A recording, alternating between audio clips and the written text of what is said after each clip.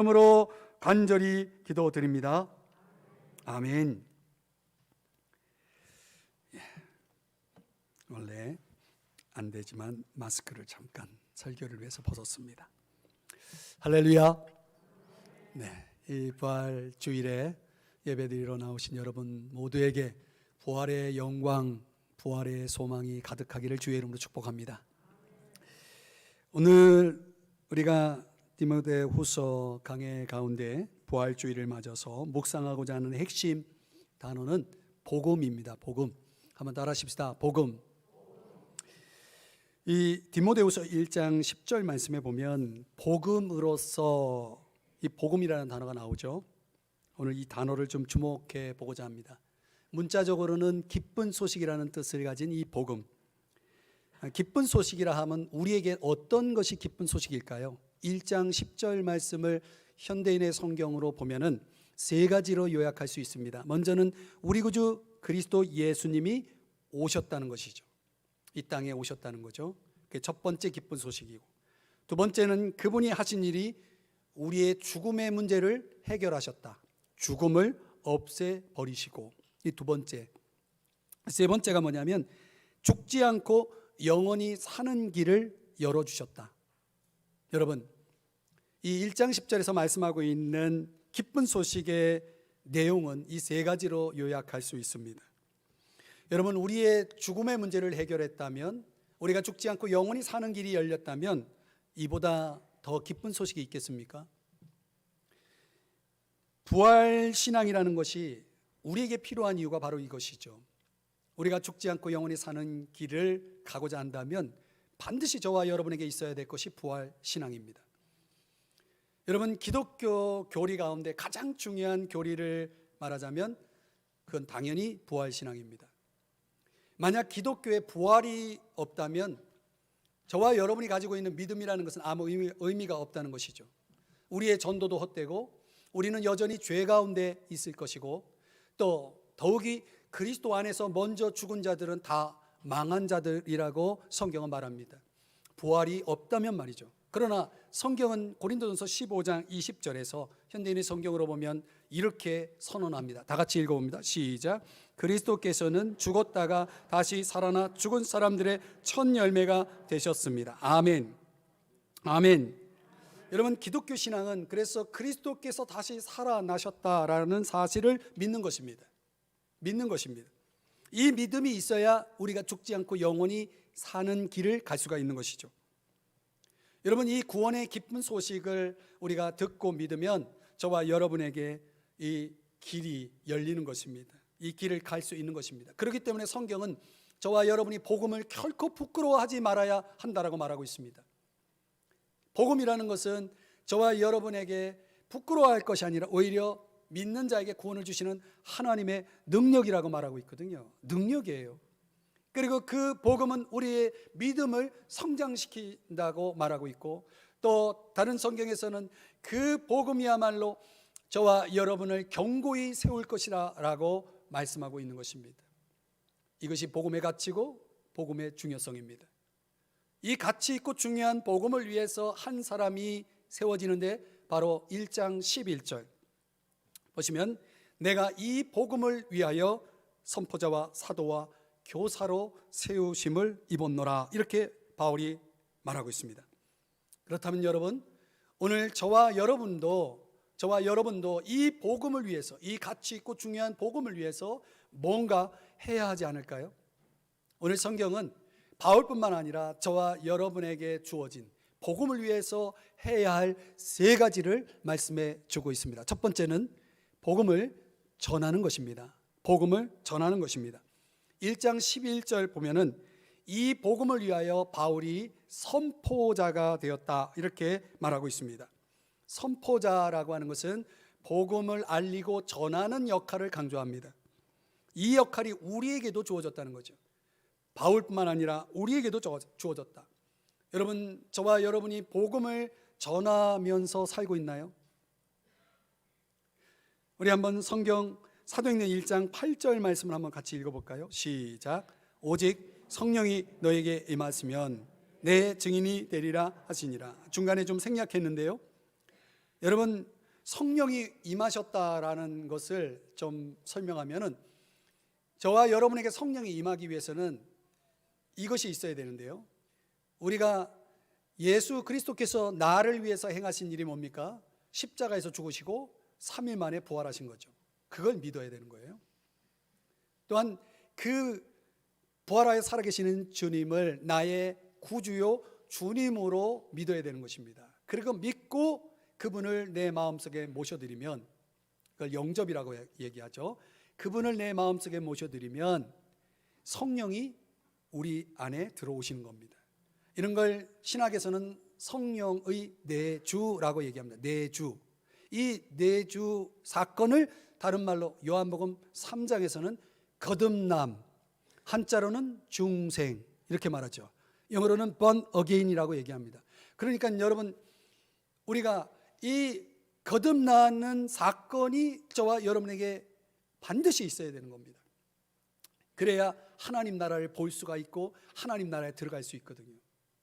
이 자리에 나와서 예배드리는 여러분 가운데 어느 누구도 예외 없이 거듭나기를 주의 이름 축복합니다. 거듭나기 위해서는 우리가 예수 그리스도께서 행하신 일과 그분의 존재를 나의 구주 주님으로 받아들이고 믿고 그 예수 그리스도를 내 마음에 모셔드릴 때 성령이 들어오심으로 이루어지는 것이죠. 그 성령이 우리 속에 들어옴으로 인해서 우리가 거듭났을 뿐만 아니라 성령이 우리 안에 계시는 목적 가운데 하나를 사도행전 1장 8절 조금 전에 읽은 말씀에서는 뭐라고 말씀하고 있습니까? 내 증인이 되리라. 예수님 말씀하셨으니까 예수를 전하는 증인이 되는 거죠. 이 목적을 위해서 성령이 우리 속에 들어와 계시다는 사실을 아시나요?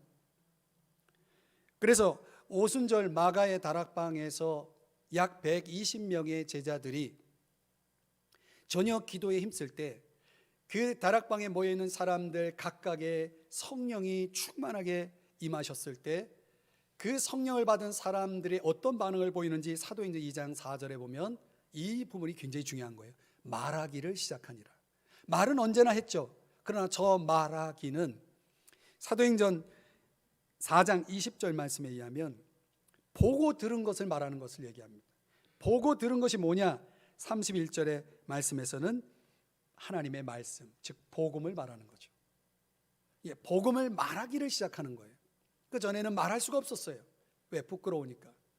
저도 성령으로 제가 거듭나기 전에는 교회 다니는 게 부끄럽고 내가 성경을 가지고 있다는 자체도 부끄럽고 예수 믿는다는 게 그렇게 사람들 앞에 당당하지 못하고 늘 숨기고 다니고 이런 저의 모습이었지만은 성령이 일단 제 안에 들어오시고 나서는 완전히 제가 달라졌죠. 말하지 않을 수가 없는 거예요.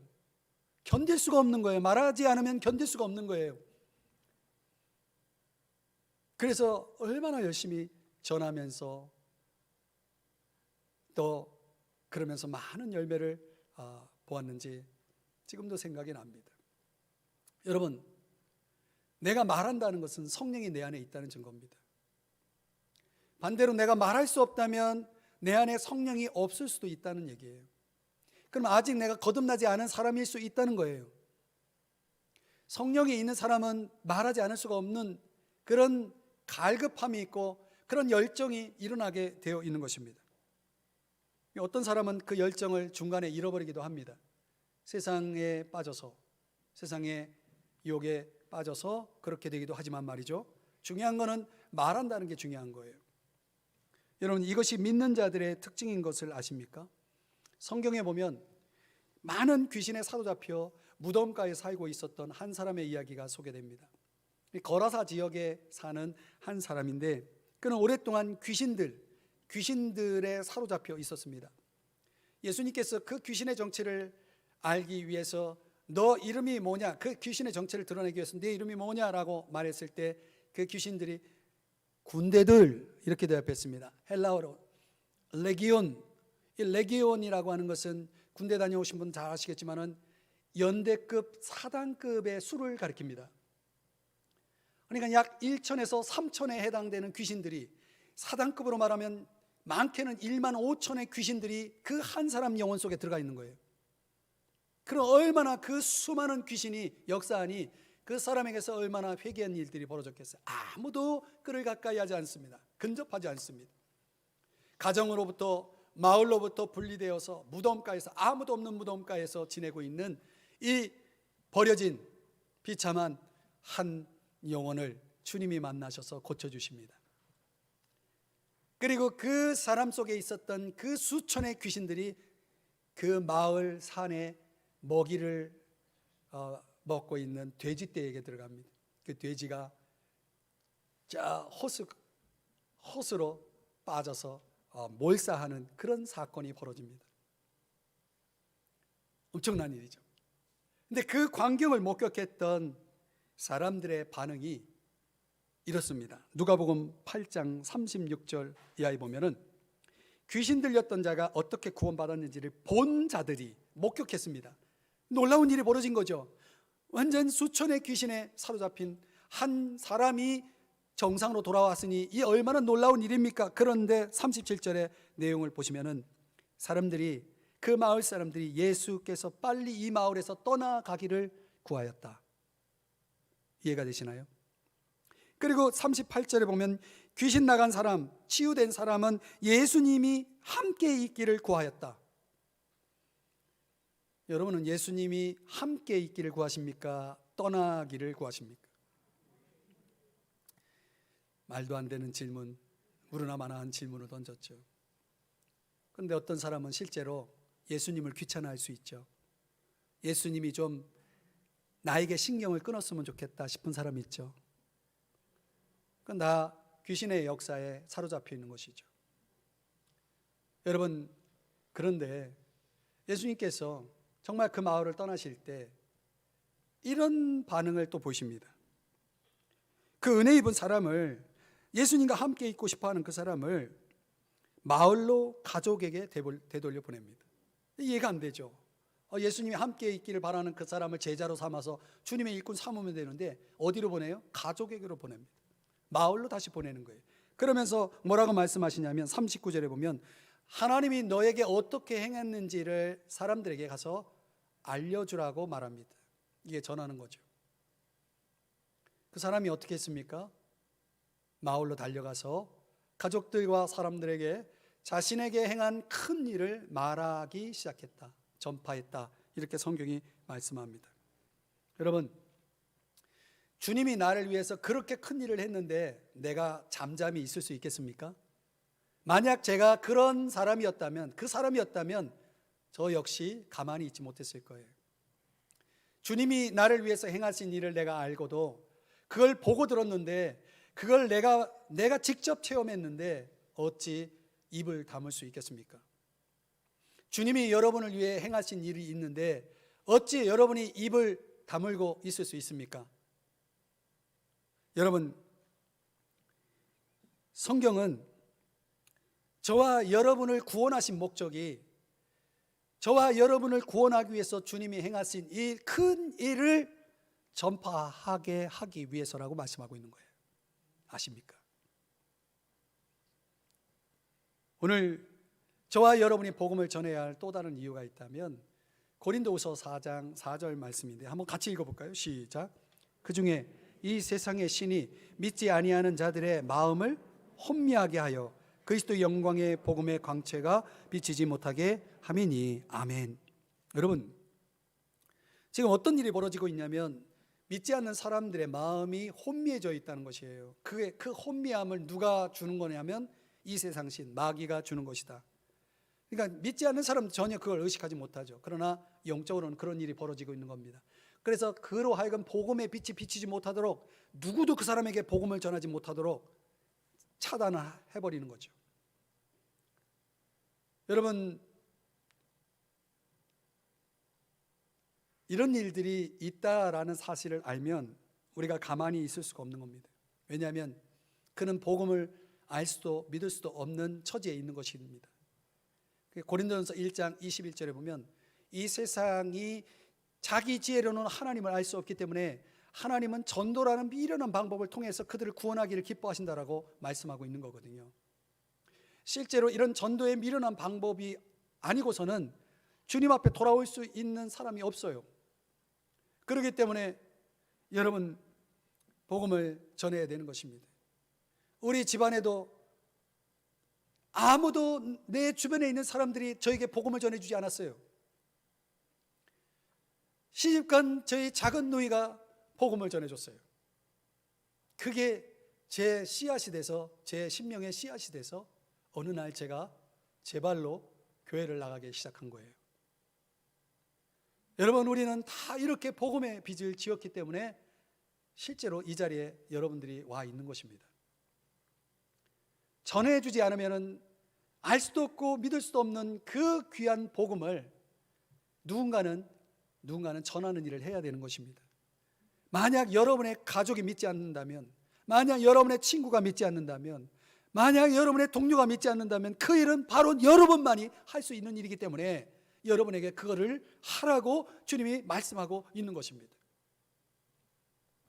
그래서 고린도전서 9장 16절에는 부득불 할 일이다 라고 얘기했습니다. 이 부득불이라고 하는 뜻은 무슨 뜻이냐면 반드시라는 뜻이에요.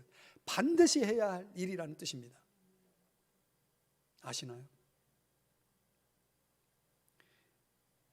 나중에 또 한번 말씀드리겠지만은 여러분이 만약에 그 일을 안 하면, 반드시 해야 할 일을 하지 않으면 나중에 그 책임을 여러분에게 묻겠다라고 성경이 말씀합니다.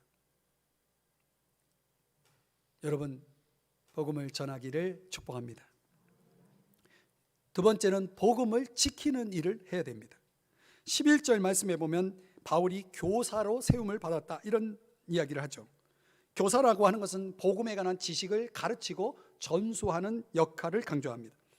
여기 지키다라고 하는 단어가 오늘 본문에서 3번 나오는데 무슨 뜻이냐면 실천하다, 표준을 유지하다라고 하는 이 단어를, 이 뜻을 가지고 있습니다.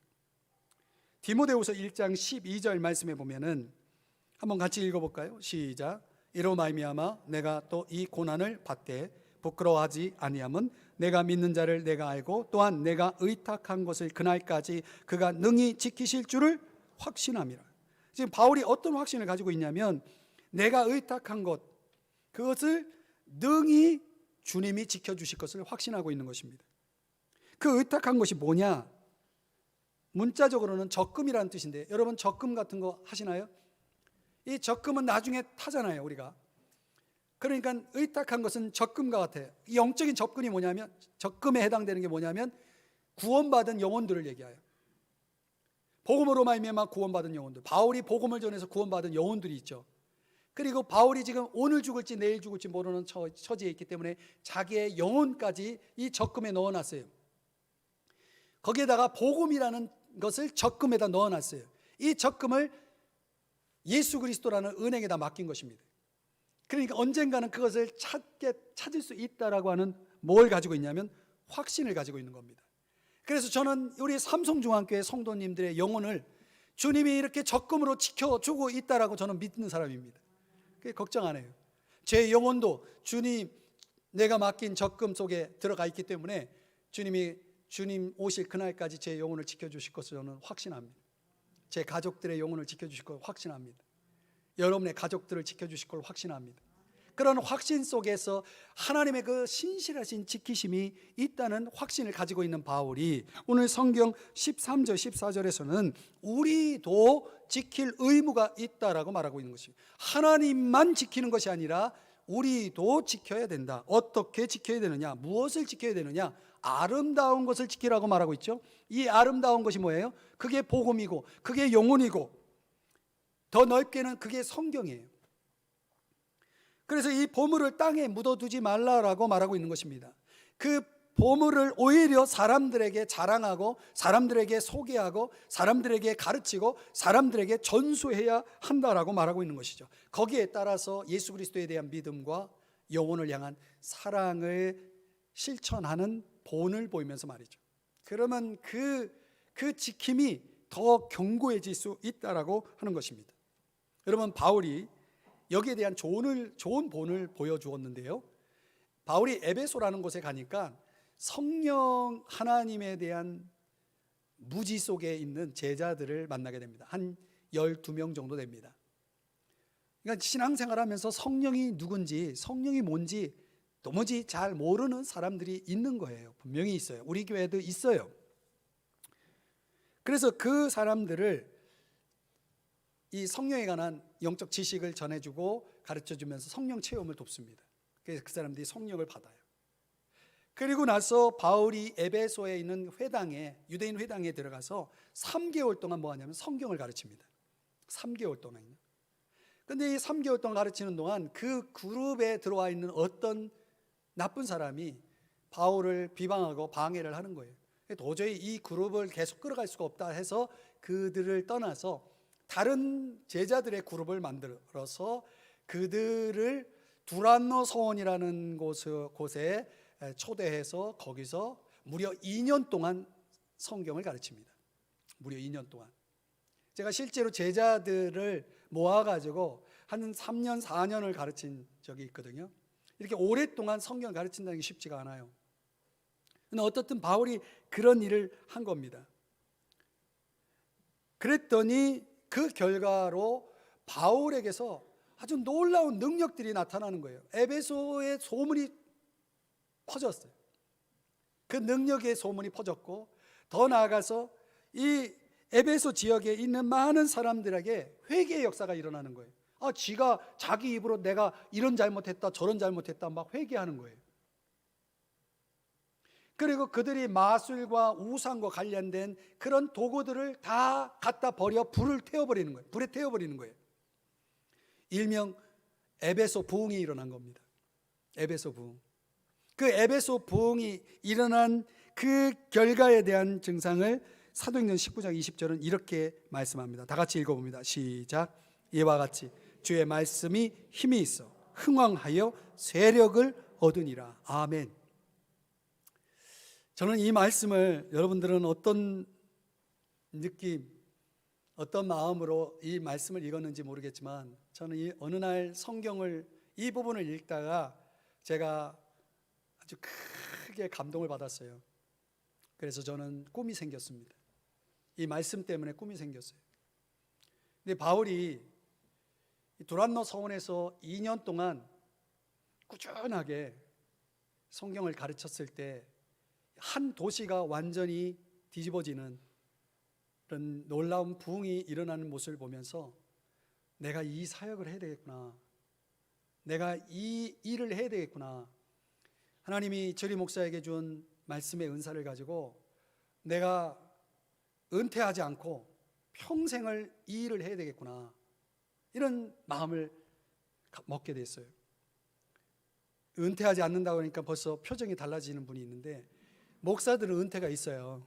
은퇴가 있어요. 그러니까 삼성중앙교회에서는 은퇴가 있어요. 근데 은퇴라는 것이 영어로 뭡니까? retirement잖아요. retirement. retire가 뭡니까? 타이어를 가는 거예요. 타이어를 왜 갈아요? 버리려고? 천만의 말씀이에요. 타이어를 쓰려고, 차를 쓰려고 리타이어 하는 거 아닙니까? 은퇴라는 것은 그런 거예요. 뭔가 새로운 것을 다시 하려고 리타이어를 하는 거거든요. 그래서 저는 제가 은퇴하면 뭘 할지를 꿈을 가졌어요. 그게 뭐냐면 성경센터를 만들어서 저 같은 목회자 후배들을 평생 성경을 가르치고 그들을 훈련하고 그들을 세우고 이 평신도 사역자들을 세우는 성경 이 사역을 하는 성경센터를 세우는 거예요. 누가 마음에 감동이 돼서 센터 좀 기증해 주세요. 그러면 제가 이 사역을 리타이어먼트 없이, 리타이어먼트로 제가 죽을 때까지 주님 앞에 가기 전까지 저는 이 사역만 하다가 하나님 앞에 갈 거예요. 사랑하는 여러분, 말씀이라는 게 얼마나 놀라운 능력이 있는지를 성경은 이렇게 아주 실감 있게 보여주거든요. 저는 이런 부흥이 보고 싶은 거예요. 저는 우리 삼성중앙교회도 이런 부흥이 일어나기를 보고 싶은 거예요. 이 삼성 지역의 신도시에 이런 부흥이 일어나는 걸 보고 싶어 하는 거예요. 이거는 소수로부터 시작되는 것입니다. 소수로부터 시작되는 것입니다. 우리 삼성중앙교회가 이 말씀의 불을 일으키는 그런 중심에 서기를 원하는 것입니다. 바울은요, 항상 어디에 가든지 이 일을 했던 것입니다. 그는 이 일을 위해서 많은 눈물을 흘렸고 이루 말할 수 없는 시험들을 당했습니다. 그런 걸 다 참아내고 이 사역을 중단 없이 계속 진행해 나갔던 것입니다. 그가 그렇게 이 가르치고 전수하는 일을 멈추지 않았던 중요한 이유 중에 하나가 뭐냐? 사도행전 20장 29절 30절에 보면은 사나운 1위의 정체를 밝힙니다. 이 사나운 1위는 어떤 자냐면 제자들을 끌어 자기를 따르게 하려고 30절에 보면 어그러진 말을 하는 사람들입니다. 그러니까 성경과 다른 것을 말하는 사람들이 반드시 교회를 괴롭힐 거고 교회를 위협할 것이다 라는 것을 바울은 너무나 잘 알고 있었던 것이죠. 그래서 오늘날에도 많은 이단들의 어떤 사역들, 역사들 때문에 교회가 분열되고 교회가 무너지는 경우도 있고 신자들이 이단에 빠지는 경우도 있는 거 아닙니까? 그래서 해야 할 일이 뭐냐면 교회는 바른 교리를 끊임없이 가르치고 성도들 하여금 거기에 무장시키는 일이 중요한 것입니다. 우리 교회는 어떤 프로그램도 없고 이 일을 위해서 목회자인 제가 여러분들에게 이 말씀 사역만 하잖아요. 이렇게 해도 이 혜택을 다 누리지 못하죠. 사랑하는 여러분, 이 복음을 오염시키는 다른 복음 어그러진 말을 그릇된 교훈을 가지고 여러분에게 접근하는, 그래서 복음의 진리를 희석시키고 삭제하고 왜곡하고 또 첨가하고 이 오염시키는 이런 자들을 여러분 분별을 해야 되는 것입니다. 그러기 위해서는 여러분들이 철저하게 복음의 진리 위에 서서 그 진리를 이제 남들에게 전수해 줄 수 있는 정도로 여러분들이 성장해야 되는 것입니다. 그래서 주님은 이 교회를 자기 피로 사신 교회이기 때문에 너무나 교회를 사랑하거든요. 아십니까? 교회를 너무나 사랑하세요. 그래서 부활하신 주님이 베드로를 만나서 뭐라고 말하냐면 내 어린 양, 내 양을 먹이라, 내 양을 치라, 이렇게 부탁하는 것입니다. 우리 주님은 선한 목자이시고 목자 중에 목자, 목자장 아니십니까? 그래서 내 양을 돌보고 지키고 양들을 위해서 열심히 섬기는 이런 작은 목자의 역할을 하는 사람들 세우시고 그 일들을 잘 수행한 사람들에게 이 약속을 하고 계십니다. 베드로전서 5장 4절 다 같이 읽어봅니다. 시작. 목자장이신 그리스도께서 다시 오실 때 시들지 않는 영광의 면류관을 받게 될 것입니다. 할렐루야. 여러분, 복음을 위해서 여러분이 해야 할 일이 뭡니까? 여러분, 양들을 돌아보는 거예요. 주님은 불꽃 같은 눈으로 양들을 돌아보잖아요. 그 양들을, 주님이 사랑하는 양들을 사랑하고 돌보고 지키고 그들을 섬겨서 그들에게 복음을 전수해 주는 이런 역할을 하는 교회 안에 있는 작은 목자들, 우리 교회로 말하면 구역장님들, 교회학교 교사들, 이런 분들은 바로 시들지 않는 영광의 면류관을 준비하고 있는 분들이죠. 저는 우리 교회 안에 있는 모든 분들이, 제가 성경을 가르칠 때 항상 목표가 뭐냐면 그거죠. 그냥 배우고 끝나는 것이 아니라 남에게 가르칠 수 있는 수준까지 가는 겁니다. 남을 가르칠 수 있는 수준까지 가야 진짜 내 겁니다. 그런 목자가 돼서 여러분 직장에 있는, 또 여러분이 다니는 학교에 있는, 여러분 사는 이웃에게 여러분들이 복음을 전수해 줄 수 있는 그런 삶을 살아갈 수 있기를 주의 이름으로 축복합니다. 마지막으로 세 번째는요, 복음 안에서 사랑하는 일입니다. 여러분, 바울이 사도로 세움을 입었다는 말을 하고 있는데, 사도라는 것은 보대심을 받았다는 것입니다. 요한복음 20장에 보면은 예수님께서, 부활하신 예수님께서 제자들에게 나타나서 아버지께서 나를 보내신 같이 나도 너희를 세상에 보낸다라고 말씀하셨습니다. 세상에 보냄을 받은 우리들에게 주님은 두 가지를 부탁했습니다. 제자를 삼으라, 지상명령이죠. 서로 사랑하라, 세계명이죠. 그래서 이 두 가지는 위대한 명령, 위대한 계명, 우리 교회의 영구표가 된 이 두 가지를 부탁했죠. 근데 오늘 본문에서는 사랑, 두 번째 거를 강조하고 있습니다. 15절에서 18절의 말씀에 강조되는 사랑의 대상은 복음을 위해 고난 중에 있는 자들입니다. 여러분, 사랑이 뭡니까? 고난 속에 있는 사람을 찾아서 돌보는 것입니다. 바울이 언급하는 사람들을 보면요, 디모데후서 1장 15절에 보면 부겔로와 허모게네 두 사람을 소개하죠. 이 두 사람은 어떤 사람이냐면 15절 말씀대로 바울이 가장 어려웠을 때 바울을 버리고 떠난 사람이에요. 여러분, 내가 가장 어려울 때 내 곁에 다가오는 사람이 있고 나를 버리고 떠나는 사람이 있죠. 이 부겔로와 허모게네는 떠난 사람입니다. 얼마나 야속해요. 얼마나 마음에 상처가 돼요. 그러나 반면에 16절 18절 내용에 보면 오네시보로라는 사람이 소개되죠. 이 사람은 어떤 사람이냐면 반대로 한 사람이에요. 떠나지 않고 오히려 자주 와서 바울을 격려해주고, 바울이 감옥에 있는 동안 자주 찾아와서 만나준 사람. 이 네로 황제의 로마 대박해가 있을 때 그 로마 감옥에 갇혀 있는 사람들이 이 행방을 알 수 없는 그런 상황에 있었는데요, 기어이 그 바울을 어디 수감되어 있는지를 찾아서 바울을 도운 사람이 이 오네시보로입니다. 그 오네시보로를 향해서 18절에 보면 바울이 뭐 하냐면 긍휼을 입게 하여 주옵소서. 뭐 하고 있어요? 축복하고 있어요. 그리고 이 오네시보로라는 사람의 이름의 뜻이 뭐냐면 유익을 주는 사람이라는 뜻이에요. 여러분, 내가 누구 어려운 사람 유익을 주면요, 그 사람이 반드시 여러분을 축복하게 되어 있습니다. 누군가 나를 저주하는 것보다는 누군가 나를 축복하는 인생을 살아야 되지 않습니까? 여러분, 내가 어려운 사람 도왔는데 그 어려운 사람이 얼마나 나를 축복해 주겠어요? 바울이 그걸 하고 있는 겁니다. 그런데 본문을 자세히 들여다보면 그 오네시보로라는 사람은 바울이 이 디모데후서 편지를 쓸 때에 당시에는 망자가 되어 있는 거예요. 이미 죽었어요. 그래서 바울의 축복의 대상이 누구냐면 그 오네시보로의 남은 가족들을 축복하고 있는 것을 보게 됩니다. 여러분, 내가 남이 어려울 때 그 어려운 사람을 내가 손을 내밀고 도와주면 그 사람이 자녀들까지 축복합니다.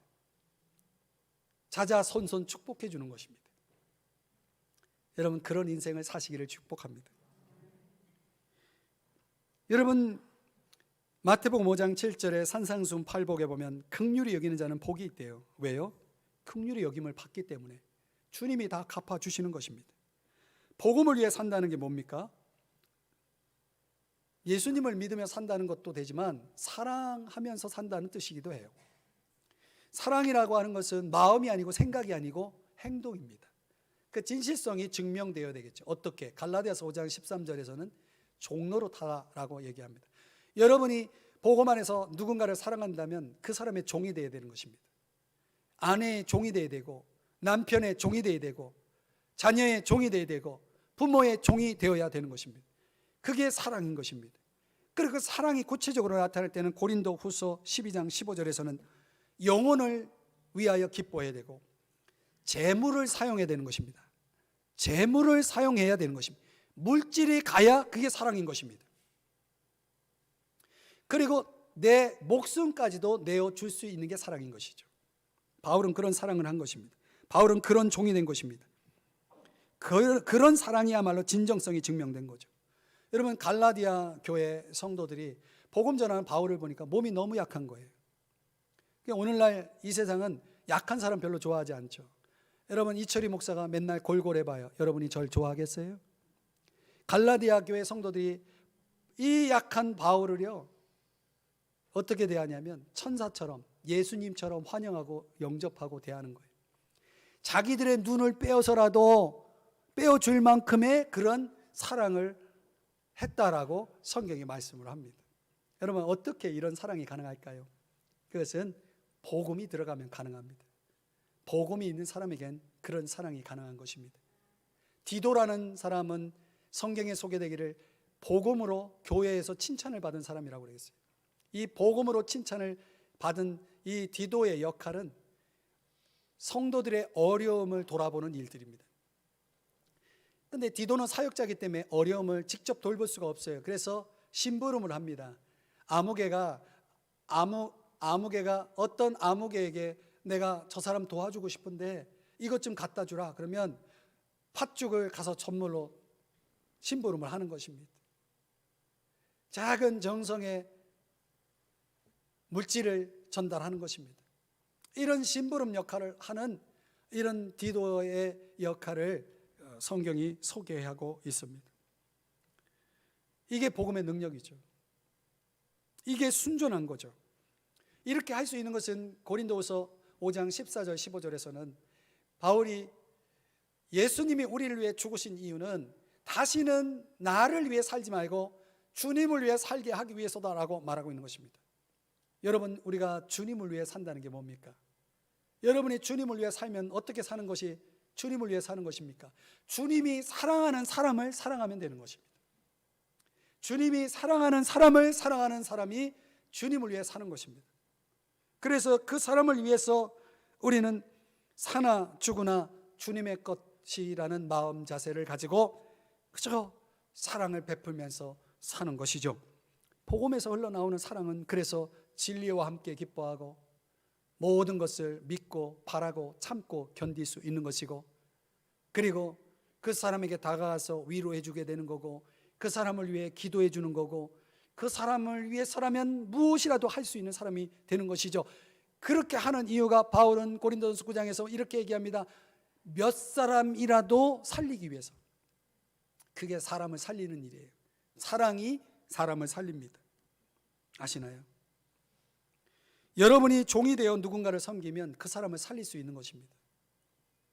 단 몇 사람이라도 살리시기를 바랍니다. 말씀을 정리해 봅니다. 여러분, 빈손으로 떠나는 인생이라는 말 들어보셨나요? 왜 빈손으로 떠날까요? 다 두고 가니까. 여러분, 우리 인생길에 무거운 짐들이 많잖아요. 갈 때는 다 두고 가는 것입니다. Pass away.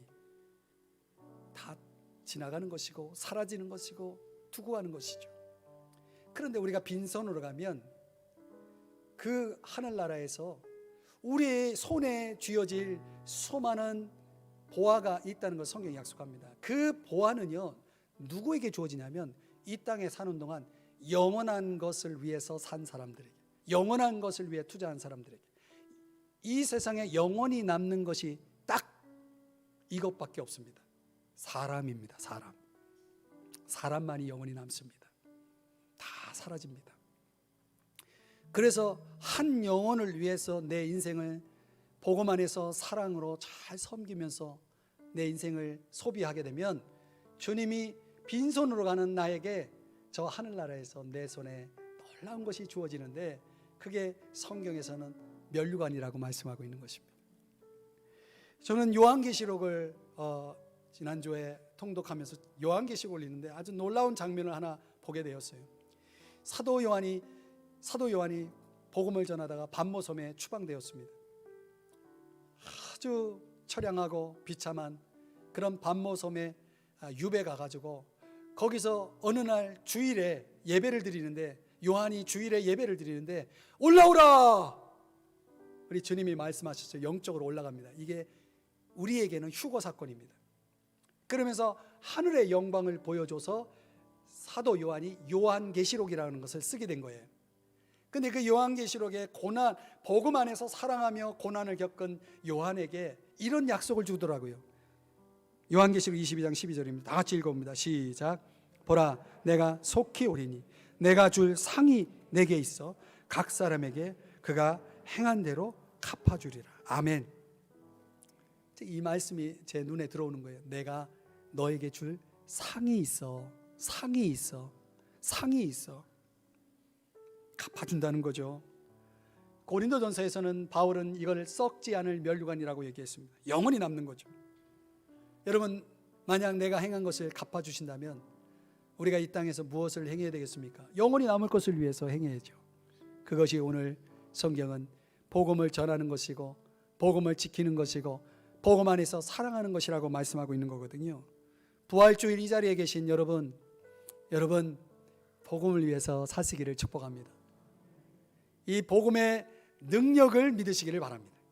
이 복음의 영광, 복음을 통해 우리에게 주어지는 상급을 기대하며 사시지 않겠습니까? 여러분이 복음을 위해서 살기로 이 시간 결단해 주신다면 주님이 그 결단을 받아서 여러분을 통해 이 복음의 영광, 복음의 상을 위해서 달려갈 수 있도록 힘 주심을 믿으시기 바랍니다. 우리 삼성중앙교회 모든 성도들, 오늘 이 온라인으로 예배드리는 여러분이시여, 복음을 위해 사십시오. 주님이 이렇게 약속해 주셨습니다. 다 갚아주리라. 다 갚아주리라. 기도하겠습니다. 사랑하시는 주님,